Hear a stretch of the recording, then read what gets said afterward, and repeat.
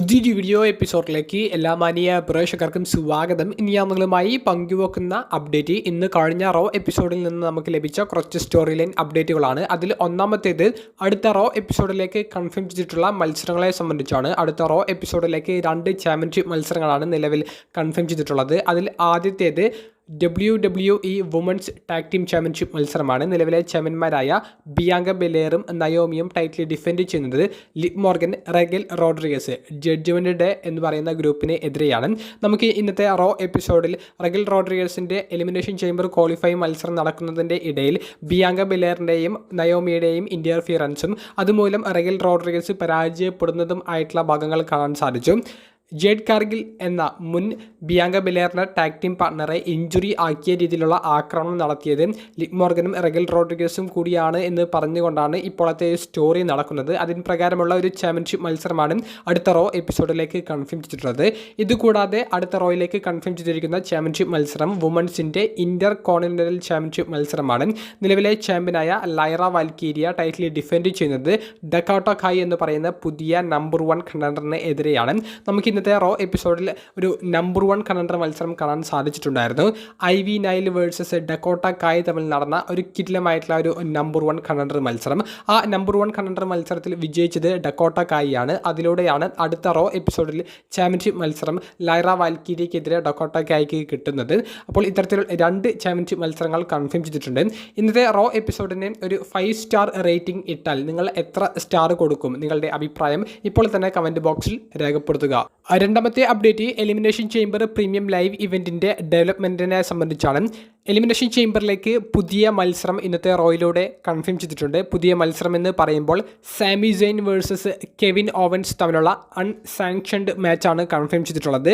Raw episode ആരംഭിക്കുന്നത് സാമി സെയിൻ്റെ സെഗ്മെൻറ്റോട് കൂടിയിട്ടാണ്. സാമി Zain injury പറ്റിയതിനെ സംബന്ധിച്ചും കെവിൻ ഓവൻസുമായിട്ടുള്ള ആ ചരിത്രം എങ്ങനെയാണെന്നുള്ളതും സാമി പറയുന്നുണ്ട്. എന്നിട്ട് പറയുന്നുണ്ട് കെവിൻ ഓവൻസിനെതിരെ മത്സരിക്കാൻ തങ്ങളുടെ രാജ്യത്ത് വെച്ച് ഏറ്റുമുട്ടാൻ താൻ തയ്യാറാണ് എന്നുള്ളത്. അവിടേക്ക് റോയുടെ ജനറൽ മാനേജറായ ആദം പിയേഴ്സ് വരുന്നു. നീ മാത്രം ഒഫീഷ്യലായി പറഞ്ഞാൽ പോരാ, ഞാനും കൂടി പറഞ്ഞാൽ മാത്രമേ മത്സരം ഒഫീഷ്യൽ ആകൂ എന്നുള്ളത് ആദം പിയേഴ്സ് പറയുന്നുണ്ട്. കൂടാതെ സാമി സെയിൻ്റെ നിലവിലെ മെഡിക്കൽ കണ്ടീഷനും ഈ മത്സരത്തിന് പറ്റിയതല്ല. കെവിൻ ഓവൻസ് ആണെങ്കിൽ എന്തും ചെയ്യാനായിട്ടാണ് തയ്യാറായിട്ട് നിൽക്കുന്നത്. അതുകൊണ്ട് തന്നെ സാമിക്ക് ഈ ഒരു മത്സരം കൊടുക്കില്ല എന്നുള്ളത് ആദം പിയേഴ്സ് പറഞ്ഞ് ബാക്ക് സ്റ്റേജിലേക്ക് പോകാൻ നിൽക്കുന്ന ഒരു സമയത്ത് സാമി സെയിൻ വളരെ ഒരു വാക്കുകൾ കൊണ്ട് ആക്രമിച്ച് ആ മത്സരം നേടിയെടുക്കുക എന്ന് പറഞ്ഞ പോലെയായിരുന്നു സാമിയുടെ വാക്കുകൾ നമുക്ക് പിന്നീട് അങ്ങോട്ട് കേൾക്കാൻ സാധിച്ചത്. അവസാനം ഈ മത്സരം ആദം പിയേഴ്സ് കൺഫേം ചെയ്യുന്നുണ്ട്. അതൊരു അൺസാങ്ഷൻഡ് മാച്ചായിട്ടാണ് കൺഫേം ചെയ്യുന്നത്. അതായത് ഒരു നോ ഡിസ്ക്വാളിഫിക്കേഷന് അല്ലെങ്കിൽ നോ ഹോൾസ് ബാരഡ് ടൈപ്പ് മത്സരം തന്നെയാണ്. എന്ത് വേണമെങ്കിലും മത്സരത്തിൽ നടക്കാം. ഒരു നിയന്ത്രണവും മത്സരത്തിന് ഉണ്ടായിരിക്കില്ല. അത്തരത്തിലുള്ള ഒരു മത്സരമായിട്ടാണ് Kevin Owens versus Sami Zayn തമ്മിലുള്ള മത്സരം എലിമിനേഷൻ ചേംബറിലേക്ക് കൺഫേം ചെയ്തിട്ടുള്ളത്. എലിമിനേഷൻ ചേംബർ പ്രീമിയം ലൈവ് ഇവൻറ്റിലെ എലിമിനേഷൻ ചേംബർ മത്സരങ്ങളിലേക്കുള്ള അവസാന ക്വാളിഫയിങ് മത്സരങ്ങളും നമുക്ക് ഇന്നത്തെ റോയിൽ കാണാൻ സാധിച്ചു. അതിൽ ആദ്യത്തേത് വുമൻസിൻ്റെ ക്വാളിഫയിങ് മത്സരമായിരുന്നു. 6ാമത്തെ റെസ്ലറായിട്ട് ആ വുമൻസ് ചേംബറിലേക്ക് ക്വാളിഫൈ നേടിയിരിക്കുന്നത് റോക്സിനി പെരസ് ആണ്. റോക്സിനി പെരസ് റെഗൽ റോഡ്രിഗസിനെ പരാജയപ്പെടുത്തിക്കൊണ്ട് ക്വാളിഫൈ നേടുന്നുണ്ട്.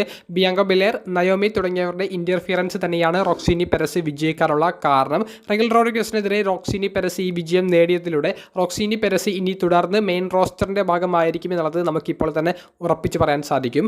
മെൻസ് ചേംബർ മത്സരത്തിൻ്റെ ക്വാളിഫയിങ് 6ാമത്തെ റെസ്ലറായിട്ട് അവസാനം ഇപ്പോൾ ക്വാളിഫൈ നേടിയിട്ടുള്ളത് സെത്ത് റോളിൻസ് ആണ്. സെത്ത് റോളിൻസ് മെയിൻ ഇവൻറ്റിൽ ഫിൻ ബാലറിനെതിരെ ഒരു കിടിലമായിട്ടുള്ള ഒരു മത്സരത്തോടു കൂടി കിടിലമായിട്ടുള്ള ഒരു പെർഫോമൻസ് കാഴ്ചവെച്ചിട്ടാണ് മത്സരത്തിൽ വിജയിക്കുന്നത്.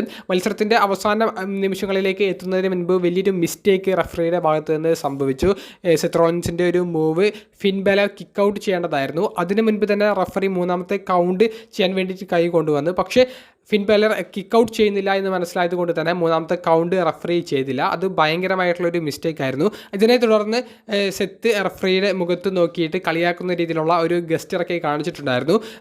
കാണികളും റഫറിക്ക് എതിരെയായിരുന്നു പിന്നീട് ചാൻഡുകളൊക്കെ പുറപ്പെടുവിച്ചിട്ടുണ്ടായിരുന്നത്. എന്തായാലും സെത്ത് റോളിൻസ് ഫിൻ ബാലറിനെ ക്ലീനായി തന്നെ പരാജയപ്പെടുത്തിക്കൊണ്ട് 6ാമത്തെ റെസ്ലറായി ചേംബറിലേക്ക് ക്വാളിഫൈ നേടുന്നതാണ് നമുക്ക് കാണാൻ സാധിച്ചത്.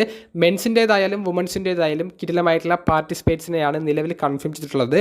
ആര് വിജയിക്കും എന്നുള്ളതിനെ സംബന്ധിച്ച് കൃത്യമായിട്ടുള്ളൊരു ഡിസ്കഷൻ ഇനി വരുന്ന വീഡിയോയിൽ പങ്കുവെക്കാം. മറ്റൊരു അപ്ഡേറ്റ്, ഇന്റർ കോണ്ടിനെന്റൽ ചാമ്പ്യനായ ബ്രോൺ ബ്രേക്കറിൻ്റെ നെക്സ്റ്റ് ചലഞ്ചർ ആരായിരിക്കും എന്നതിനെ സംബന്ധിച്ച് കൃത്യമായിട്ടുള്ളൊരു അപ്ഡേറ്റ് നമുക്ക് ഇന്നത്തെ റോയിലൂടെ കാണിച്ചു തന്നിട്ടുണ്ട്. അതിൽ 2 റെസ്ലേഴ്സിൻ്റെ പേര് നമുക്ക് പറയാൻ സാധിക്കും.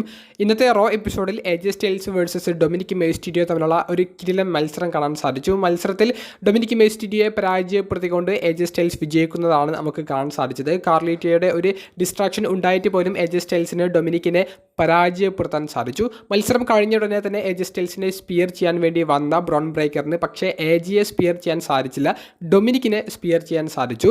ഡൊമിനിക്കിനെ സ്പിയർ ചെയ്ത് തിരിയുന്ന സമയത്ത് AJ സ്റ്റൈൽസ് പയൽ കിക്ക് കൊടുത്തുകൊണ്ട് ബ്രോൺ ബ്രേക്കറിനെ ആക്രമിക്കുന്നുണ്ട്. എന്നിട്ട് റിങ്ങിൻ്റെ വെളിയിലേക്ക് ഇടുന്നുണ്ട്. ബ്രോൺ ബ്രേക്കറിനെ ഡൊമിനിക് മെയ്സ്റ്റീരിയോയ്ക്കെതിരെ ടൈറ്റിൽ ഡിഫെൻഡ് ചെയ്യേണ്ടി വരും. എന്നിട്ട് റസൽമീനിയ 41 AJ സ്റ്റൈൽസിനെതിരെയും ടൈറ്റിൽ ഡിഫെൻഡ് ചെയ്യേണ്ടി വരും. അപ്പോൾ ബ്രോൺ ബ്രേക്കറിൻ്റെ നെക്സ്റ്റ് ചലഞ്ച് അല്ലെങ്കിൽ നെക്സ്റ്റ് ചലഞ്ചേഴ്സ് ആരായിരിക്കും എന്നുള്ളതിനെ സംബന്ധിച്ച് കൃത്യമായിട്ടുള്ളൊരു അപ്ഡേറ്റ് നമുക്ക് റോയിലൂടെ കിട്ടിയിട്ടുണ്ട്. ബ്രോൺ ബ്രേക്കറിനെ ഈ 2 റെസ്ലേഴ്സും പരാജയപ്പെടുത്താൻ യാതൊരുവിധ സാധ്യതയുമില്ല. AJ സ്റ്റൈൽസിനെതിരെ ബ്രോൺ ബ്രേക്കറിൻ്റെ ഭാഗത്ത് നിന്ന് കിടിലമായിട്ടുള്ളൊരു മത്സര പ്രകടനം നമുക്ക് കാണാൻ സാധിക്കും. ബ്രോൺ ബ്രേക്കർ എന്ന് പറയുന്ന ഭാവി വേൾഡ് ചാമ്പ്യനെ ഒന്നും കൂടി ടോപ്പ് ലെവലിലേക്ക് എത്തിക്കുന്ന ഒരു മത്സരമായിരിക്കും AJ സ്റ്റൈൽസിനെതിരെ ബ്രോൺ ബ്രേക്കർ കളിക്കാൻ പോകുന്ന ആ ചാമ്പ്യൻഷിപ്പ് മത്സരം. ഇത്തരത്തിലുള്ള ഒരു അപ്ഡേറ്റും കൂടി റോ എപ്പിസോഡിൽ ഇന്റർ കോണ്ടിനെന്റൽ ചാമ്പ്യൻഷിപ്പ് എന്ന മിഡ് കാർഡ് ടൈറ്റിലിനെ കുറിച്ച് ലഭിച്ചു. മറ്റൊരു സ്റ്റോറി അപ്ഡേറ്റ് പെൻഡ എന്ന റെസ്ലറിനെ സംബന്ധിച്ചാണ്. പെൻഡയ്ക്ക് അൺഡിഫീറ്റഡ് ആയിട്ടുള്ള ഒരു രീതിയിലാണ് അവർ സ്റ്റോറി ബിൽഡ് ചെയ്തിട്ടുള്ളത് എന്നുണ്ടെങ്കിലും കൃത്യമായിട്ട് അവർ കണക്ട് ചെയ്ത് പോകാൻ വേണ്ടിയിട്ടുള്ള ശ്രമങ്ങൾ നടത്തുന്നുണ്ട്. ഇന്നത്തെ റോയിലടക്കം പെൻഡ പീറ്റ് ഡണ്ണിനെ പരാജയപ്പെടുത്തി. മത്സരത്തിൻ്റെ ഇടയിൽ ലുഡ്വിഗ് കൈസറിൻ്റെ ഒരു ഡിസ്ട്രാക്ഷൻ ഉണ്ടായിരുന്നു. മത്സരശേഷം ലുഡ്വിഗ് കൈസർ പെൻഡയെ ആക്രമിക്കാൻ ശ്രമിക്കുന്നുണ്ടായിരുന്നു. എന്നാൽ പീറ്റ് ഡൺ ലുഡ്വിഗ് കൈസറിനെ അങ്ങനെ കാല് പിടിച്ച് പുറത്തേക്ക് ഇടുന്നു.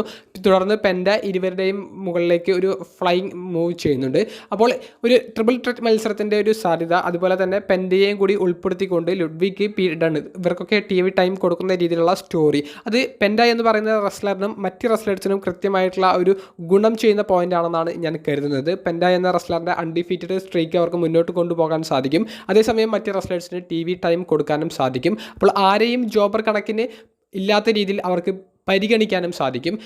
ഈ സെഗ്മെൻറ്റുകളെ സംബന്ധിച്ചുള്ള നിങ്ങളുടെ പ്രതികരണം കമൻറ്റ് ബോക്സിൽ രേഖപ്പെടുത്തുക.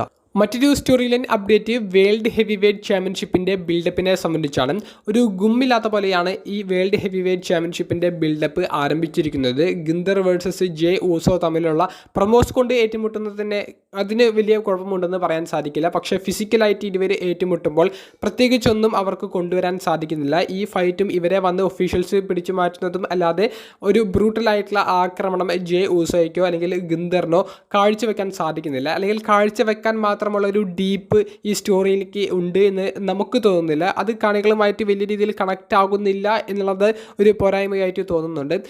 ജെ ഊസോയ്ക്ക് ഇപ്പോൾ വമ്പൻ സപ്പോർട്ട് ലഭിക്കുന്നുണ്ട് എന്നുള്ളത് സത്യസന്ധമായിട്ടുള്ള ഒരു കാര്യമാണ്. അതുകൊണ്ട് മാത്രമാണ് വലിയ രീതിയിലുള്ള ഒരു നെഗറ്റീവ് ഫീഡ്ബാക്ക് ഈ സെഗ്മെൻറ്റുകൾക്ക് വരാത്തത്. എന്നാലും ജെ ഊസോയുടെയും ഗിന്ദറിൻ്റെയും ഈ സെഗ്മെൻറ്റുകൾ തന്നെയാണ് മുൻപ് സാറ്റർഡേ നൈറ്റ് മെയിൻ ഇവൻ്റ് എന്ന് പറയുന്ന അവരുടെ ആ സ്പെഷ്യൽ ഇവൻറ്റിലെ ഒരു മത്സരത്തിന് മുൻപും അവർ കാണിച്ചിട്ടുണ്ടായിരുന്നത്. ഇതേ രീതിയിൽ തന്നെ റസൽമീനിയ 41 ബിൽഡപ്പ് പോയാൽ ഈ മത്സരത്തിന് പ്രത്യേകിച്ചുള്ള ഒരു ശ്രദ്ധ ആരാധകരുടെ ഭാഗത്ത് നിന്ന് കിട്ടില്ല. നിങ്ങളുടെ അഭിപ്രായം കമൻറ്റ് ബോക്സിൽ രേഖപ്പെടുത്തുക. അവസാനത്തെ ഒരു അപ്ഡേറ്റ് ന്യൂ ഡേയുടെ സ്റ്റോറി ലൈനെ സംബന്ധിച്ചാണ്. വേൾഡ് ഹെവി വെയ്റ്റ് ചാമ്പ്യൻഷിപ്പ് സ്റ്റോറിയെ പറഞ്ഞതുപോലെ തന്നെയാണ് ന്യൂ ഡേയുടെ സ്റ്റോറിയും. കൃത്യമായിട്ട് എങ്ങോട്ട് കൊണ്ടുപോകണം, എന്താണ് അവർ ഉദ്ദേശിക്കുന്നത്, അങ്ങനെയുള്ള ഒരു കാര്യമൊന്നും ഈ സ്റ്റോറിക്കുണ്ടെന്ന് എനിക്ക് തോന്നുന്നില്ല. കാരണം ന്യൂ ഡേ വരുന്നു, സംസാരിക്കാൻ ശ്രമിക്കുന്നു, കാണികൾ കൂവുന്നു, LWO എന്ന് പറയുന്ന ഫാക്ഷൻ വരുന്നു, റെയിമിസ്റ്റീരിയോയ്ക്ക് വേണ്ടി ഇവർ ഫൈറ്റ് ചെയ്ത് നിൽക്കാൻ വേണ്ടിയിട്ട് വരുന്നു.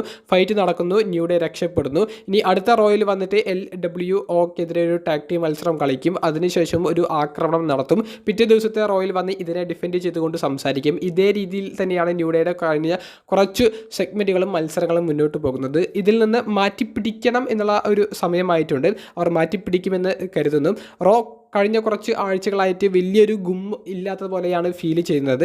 മത്സരങ്ങളൊക്കെ അതികിടിലമാണെങ്കിലും കണ്ട സെഗ്മെൻറ്റുകളും ആ ഒരു രീതിയിൽ തന്നെയാണ്, ആ ഒരു പാറ്റേൺ തന്നെയാണ് എപ്പോഴും യൂസ് ചെയ്യുന്നത്. അതിൽ നിന്ന് മാറി വാവ് ഫാക്ടർ എന്ന് പറയാവുന്ന രീതിയിലേക്ക് എന്തെങ്കിലും പുതുമയുള്ള എന്തെങ്കിലുമൊക്കെ വരും എന്ന് പ്രതീക്ഷിക്കുന്നു. റസൽമീനിയ 41 മുൻപ് കൃത്യമായി പറയുകയാണെങ്കിൽ elimination chamber premium live event കഴിയുന്നതിന് ശേഷം റോ ഒന്നും കൂടി വാറാകുമെന്ന് വിചാരിക്കുന്നു. നിങ്ങളുടെ അഭിപ്രായങ്ങൾ കമൻറ്റ് ബോക്സിൽ രേഖപ്പെടുത്തുക. അപ്പോൾ അടുത്തൊരു വീഡിയോയുമായി കാണുന്നത് വരെ ബൈ.